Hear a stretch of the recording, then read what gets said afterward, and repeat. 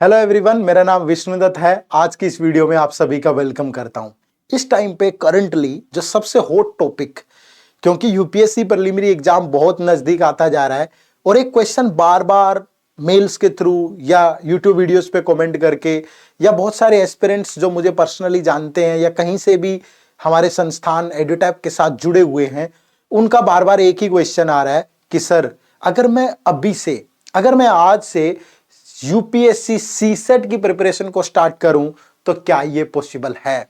तो सबसे पहला क्वेश्चन तो यही कि क्या ये पॉसिबल है, और अगर है तो कौन से स्टेप्स हैं जिनको फॉलो करके आप इस जर्नी को आसान बना सकते हैं। आज की इस वीडियो में वही डिस्कस करेंगे। वीडियो को स्किप मत करिएगा, एंड तक जरूर देखिएगा। चलिए शुरू करते हैं। तो सबसे पहला क्वेश्चन तो यही कि 26 मई 2024 को पेपर है, बहुत कम टाइम बचा है। क्या इतने टाइम में पॉसिबल है? तो आंसर होगा यस। लेकिन अगर एक सिंसियरली आप इस एग्जाम की प्रिपरेशन करते हैं, एक अच्छे माइंडसेट के साथ प्रिपेयर करते हैं, और जो मैं आपको 5 स्टेप्स बताऊंगा उनको फॉलो करते हैं, तो आप सीसेट को अभी भी आराम से प्रिपेयर कर सकते हो। तो शुरू करते हैं। कौन से वो 5 स्टेप हैं? सबसे पहले स्टेप में आती है ये गाइड बुक। वो 5 स्टेप अलग होंगे, लेकिन इस गाइड बुक से स्टार्ट करिएगा, क्योंकि सीसेट को लेकर के जो भी डाउट, जो भी क्वेश्चन आपके माइंड में होगा, उन सब का सॉल्यूशन यहां पे मिलेगा। जो आप घंटों रिसर्च पे समय व्यतीत कर देते हैं वो आपको यहां मिलेगा। क्या एग्जाम का पैटर्न है, क्या सिलेबस होता है डिफरेंट कंपोनेंट में, मैथ, रीजनिंग हो चाहे इंग्लिश कॉम्प्रिहेंशन, कौन से टॉपिक इंपॉर्टेंट है, कौन सी स्ट्रेटेजी फॉलो करें, कौन से सोर्सेज फॉलो करें, everything is given in this guide book, जो कि एब्सोल्युटली फ्री है, जस्ट एक क्लिक की दूरी पर है। इसी वीडियो के डिस्क्रिप्शन में जाना है और इसे डाउनलोड कर लेना है। ठीक है, now coming to the point. The point is, if you focused on these 5 steps then you can not easily, क्योंकि इजी वर्ड यूपीएससी के लिए शायद नहीं बना है। आप बहुत आराम से हंस खेल के यूपीएससी क्रैक नहीं कर सकते। You need a lot of effort to crack this examination। तो अगर मैं इजीली बोलूंगा तो शायद उस एग्जाम का ये उपहास हो सकता है। ठीक है, तो इजीली नहीं बट एफर्ट लगा के आप कर सकते हो। तो these 5 steps are, first one is you have a proper planning। ठीक है, proper planning means you have decoded syllabus for your examination। like आपको पता हो कि मैथ में किन टॉपिक से क्वेश्चन आते हैं, रीजनिंग में किससे आते हैं, इंग्लिश कॉम्प्रिहेंशन में किससे आते हैं। After that if you have 10-year analysis of previous year questions, 10-year PYQ analysis, तो वहां से आप क्या करोगे, you can filter the important topic. ठीक है, which I am going to filter for you in this particular video, kindly watch till the end of this video. तो यहां से आप उनका एनालिसिस करके आप क्या निकाल सकते हो, इंपॉर्टेंट टॉपिक। जब आपको इंपॉर्टेंट टॉपिक पता चल जाएगा और जब आप प्रीवियस ईयर पेपर को पढ़ोगे ना, तो आपको समझ में आएगा कि यार क्वेश्चन की लैंग्वेज क्या है।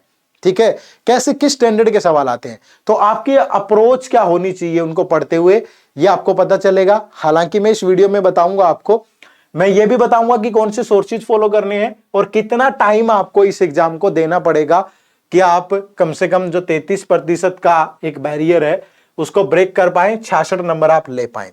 ठीक है, तो ये 5 स्टेप के लिए watch the video till the end. ठीक है, now coming to the first point. In the notification you can see the syllabus is like this, ऐसे लिखा होता है। ठीक है, comprehension, interpersonal skill including communication skill, logical reasoning and analytical ability, decision making and problem solving, general mental ability, basic numeracy, DI। तो these type of things are given in the notification for CSET syllabus। but सच्चाई क्या है, अब इसको देखकर बहुत सारा idea नहीं आ रहा। सच्चाई तो यही है लेकिन आइडिया नहीं आ रहा, तो हमने इसको डिकोड कर लिया। डिकोड मैंने क्या किया, कैसे किया, मैंने 2011 से लेकर के 2023 तक के जितने भी सीसेट के पेपर है सबको सोल्व किया। ठीक है, और सोल्व करके ये नतीजा निकला कि मैथ के अंदर इन टॉपिक से क्वेश्चन पूछे जाते हैं। ठीक है, ये वो टॉपिक है जिनसे सवाल पूछे जाते हैं। रीजनिंग के अंदर इन टॉपिक से पूछे जाते हैं और इंग्लिश कॉम्प्रिहेंशन में इनसे पूछे जाते हैं। तो अब आपको पता चल गया कि पढ़ना क्या है। ठीक है, कि इन टॉपिक से आएंगे, बट समस्या कहां आ रही है, टाइम नहीं है। तो इन टॉपिक्स को सर, इनको इतना तो पढ़ना मेरे लिए पॉसिबल नहीं है अभी, तो व्हाट कैन आई डू। तो क्या करना है, मैंने आपके लिए वो भी कर दिया है कि इनमें से कुछ टॉपिक्स को फिल्टर कर लिया प्रीवियस ईयर के एनालिसिस के बेस पे कि इतना पढ़ लो। ठीक है, जैसे मैथ में आप नंबर सिस्टम से शुरू करो, बट डीपली पढ़ना यार। अगर आपको एक बेसिक आइडिया लेना है ना, तो हमारे चैनल पे जहां आप ये वीडियो देख रहे हो वहां प्लेलिस्ट का ऑप्शन है, प्लेलिस्ट को ओपन करो, वहां मैथ की प्लेलिस्ट देखो, वहां सारी चीजें कवर्ड है इसी तरीके से, बहुत सारी लेक्चर्स हमने लिए हुए, तो आपको आइडिया आ जाएगा कि कैसे पढ़ना है। फिर एलसीएम एचसीएफ पढ़िए, permutation combination probability, percentage, profit loss ratio, ये तो आपको पढ़ना ही है, ये मैंडेटरी है। फिर आप एजीज, ठीक है, एवरेज, नंबर सीरीज, और ये जो बाकी 7, 8 और 11 नंबर पे टॉपिक गिवन है, इनमें से भी 1-2 जो आपका मन करे वो पढ़ लीजिए। तो 10 टॉपिक तो कम से कम मैथ में पढ़ने पड़ेंगे अगर आपको 70 नंबर लेने हैं तो। उसके बाद रीजनिंग के ये छोटे टॉपिक हैं, बहुत बड़े टॉपिक नहीं है, आराम से आप कर सकते हो। इन दोनों का एक ही स्टैंडर्ड होता है, एक ही टाइप की चीजें यहां से आती हैं। सिलोगिज्म पढ़ो, direction sense, ranking, blood relation, letter series, clock calendar, cube cuboid, तो आप इनको पढ़ोगे तो ज्यादा समय भी लगेगा और कर सकते हो, ठीक है। इंग्लिश कॉम्प्रिहेंशन, देखो रीडिंग कॉम्प्रिहेंशन से ही सवाल आता है, लेकिन उसमें भी पर्टिकुलर टॉपिक्स की स्टोरी टाइप के तो आते नहीं है पैसेजेस। तो पैसेज जो होते हैं वो इकोनॉमिक इश्यू पे, सोशल इश्यू पे, साइंस एंड टेक पे, रूरल इश्यू पे, हेल्थ केयर पे, क्लाइमेट और इन्वायरमेंट पे, या करंट कोई बर्निंग, इन पे बेस्ड होते हैं, ठीक है। तो आप इनको भी जरूर देखें, प्रैक्टिस जब भी करें कॉम्प्रिहेंशन की तो अननेसेसरी एनर्जी वेस्ट ना करें, इन्हीं पे काम करें, ठीक है। बात मेरी समझ गई आप? तो आपको इन पे करना है, तो डुएबल है, लेकिन ये करना पड़ेगा इतना सारा, ठीक है, तभी डुएबल है। दूसरी चीज आपकी टाइम मैनेजमेंट, कि टाइम मैनेजमेंट कैसे करें, ठीक है। अब देखो इस एग्जाम की रिक्वायरमेंट 150 घंटे की है अगर आप एक डेडिकेटेड सोर्स से पढ़ते हैं, लेकिन 150 घंटे आपको निकालने पड़ेंगे। और मेरा मानना यह है कि एंड में मत छोड़ो कि 26 मई को पेपर है तो मैं तो अप्रैल और मई में सीसेट पढ़ लूंगा तो इनफ होगा। नहीं, मुझे लगता है कि मई में सीसेट के लिए आप सिर्फ टेस्ट लगाओ, सिर्फ एफएलटी दो, जितने मॉक टेस्ट हो सकते हैं वो दो मई में, ठीक है। तो आपको आई थिंक मुझे लगता है कि 15 अप्रैल से पहले पहले आपको अपना सारा सिलेबस कवर कर लेना है, ठीक है।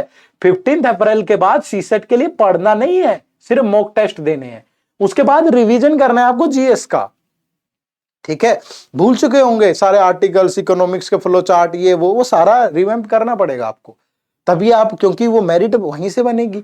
सीसेट तो सिर्फ क्वालिफाइंग है, तो 15 अप्रैल तक जो टॉपिक बताया इनको कवर कर लो। 15 अप्रैल से 26 मई के बीच में सिर्फ टेस्ट देना, ठीक है। ऑल्टरनेट डेज पे दे लो, वीक में 2 दिन दे लो, उतना ही टाइम देना है, ज्यादा नहीं, ठीक है। चलिए उसके बाद सोर्सेज। अब सोर्सेज जो आपको फॉलो करने हैं, ठीक है। तो सोर्सेज से पहले देखो मैंने एक चीज और बोली थी आपको कि आपकी अप्रोच क्या होनी चाहिए यहाँ पे, ठीक है।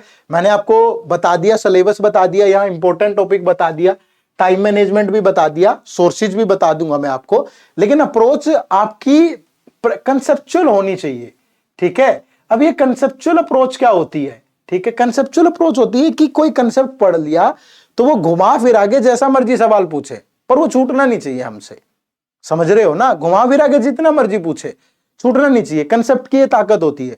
ट्रिक की ताकत ये होती है कि ट्रिक किसी बस एक ही रास्ते के लिए बनी है, कोई ऑल्टरनेट नहीं दे सकती ट्रिक। और यूपीएससी का ऐसा स्वभाव नहीं है कि वो बहुत ज्यादा ट्रिक पे सवाल पूछे, ये बात ध्यान रखना। और मैं इसीलिए हमेशा कहता हूं पिछले 5-10 साल के पेपर उठा के पढ़ लो, सोल्व नहीं कर सकते पढ़ लो, उससे आइडिया आ जाना है कि कैसे सवाल आएंगे। तो कंसेप्चुअल अप्रोच होनी चाहिए, किसी भी टॉपिक को पढ़ो तो बहुत डीप पढ़ो उसको, और उसमें डीप पढ़ने वाले 2-3 ही टॉपिक हैं, जैसे नंबर सिस्टम है, परमुटेशन कॉम्बिनेशन प्रोबेबिलिटी, बाकी तो यार थोड़ा बेसिक ही होता है, बहुत ज्यादा अंतर नहीं होता, ठीक है। और जो प्रैक्टिस है वो यूपीएससी लेवल के ही क्वेश्चन करने हैं, ऐसा नहीं है कि आप कुछ भी उठा के पढ़ रहे हो कहीं से भी, ये चीज ध्यान रखना, ठीक है। अब सोर्सेज भी बता देता हूं। सोर्सेज के अंदर आपको क्या करना है, देखो अगर आप किसी बुक से ही पढ़ना चाहते हैं तो इन बुक से आप पढ़ सकते हैं, ऐसा नहीं है कि इन बुक से तैयारी नहीं हो सकती है, बट अगर आपके पास समय की कमी है तो थोड़ी दिक्कत आ सकती है। अदरवाइज ये क्वांटिटेटिव एप्टीट्यूड फॉर कैट वाली बुक है, ये रीजनिंग वाली बुक है इंग्लिश कॉम्प्रिहेंशन के लिए, और बेसिक वाली बुक क्वांट की है। इन बुक से प्रिपरेशन हो सकती है सेल्फ, बट दिक्कत क्या है, थोड़ी सी दिक्कतें हैं इनके अंदर, वो मैं बता देता हूं। पहला तो ये टाइम टेकिंग प्रोसेस है, अगर आपके पास समय कम है तो आपको चीजें समझने में और उसमें बहुत ज्यादा समय वेस्ट होगा। दूसरा ये है कि अपडेटेड नहीं है टाइमली, ठीक है, क्योंकि अगर कोई बुक कैट के लिए बनी है तो कैट के एग्जाम तो शायद में भी अपडेट हो जाए, अब यूपीएससी वाला कौन करेगा, ठीक है। यूपीएससी का लेवल मुझे कहीं पे मिसिंग लग रहा है, ठीक है। कंसेप्चुअल क्लैरिटी नहीं होती, बुक्स के अंदर जो चीजें प्रैक्टिकली समझाई जा सकती हैं वो थ्योरेटिकल लिखना थोड़ा मुश्किल होता है उस फॉर्म में, तो ये आप यहाँ पे देख सकते हैं, ये इनमें थोड़ी सी प्रॉब्लम है, अदरवाइज इन बुक से पढ़ सकते हैं, ठीक है। अगर आपको चाहिए कि कोई ऐसा सॉल्यूशन हो जहां समय भी कम लगे और एक ही जगह सारी चीजें अवेलेबल हो जाए, तो वो हमारा ये यूपीएससी सीसेट का मास्टर कोर्स है, ठीक है। जिसमें हम सिर्फ 100 घंटे की क्लास दे रहे हैं आपको, और अगर आपको क्वालिफाई करना है तो 100 घंटे भी नहीं, फिर कम की भी, क्योंकि इंपॉर्टेंट हमने तो सारा सिलेबस कवर किया, आप इंपॉर्टेंट देख सकते हो। तो इसके अंदर कंसेप्ट क्लासेज होती हैं बेसिक से लेके यूपीएससी लेवल तक, टेस्ट सीरीज होता है जिसमें topic wise, sectional, full length सारे टाइप के टेस्ट होते हैं, वीकली लाइड आउट सेशन होते हैं, और रिवीजन क्लासेज होती हैं जो कि लाइव होती हैं।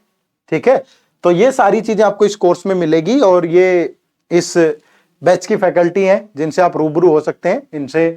और इस कोर्स का जो लिंक है इसी वीडियो के डिस्क्रिप्शन में है, जाके ज्वाइन करिएगा जरूर, डेमो लेक्चर लगा के देखिएगा एटलीस्ट। ठीक है, तो कोर्स खरीदने से नहीं होगा, ये बात ध्यान रखना, पढ़ना, मेहनत करने का जज्बा है। तो आइए मिलकर इस कहानी को सफल बनाएंगे। अगली मुलाकात अगली क्लास में। आप सबका बहुत बहुत शुक्रिया, थैंक यू वेरी मच। जय हिंद, जय भारत।